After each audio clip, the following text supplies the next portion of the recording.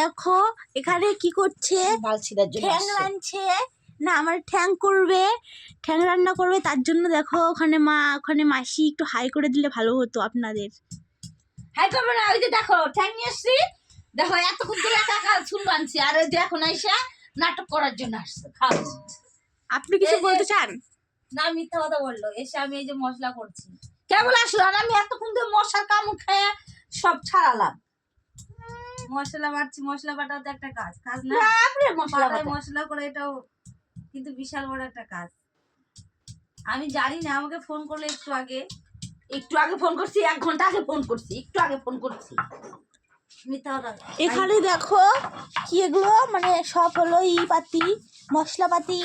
ওখানে দেখো কতগুলো ঠ্যাং, দেখো ওখানে মশলা বাচ্ছে। এই দেখো আমাদের মাসিদের রান্নাঘর, এত গরিব ভিখারি, এভাবে একটু সাপোর্ট করো। এটা রান্নাঘর হয়, আর ওই ঘরটাতে মানে ঘুমায় ওরা। থামো দেখাচ্ছি, এই ঘরটাতে ঘুমাই।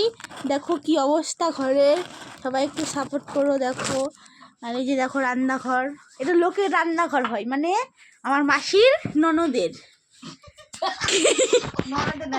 ও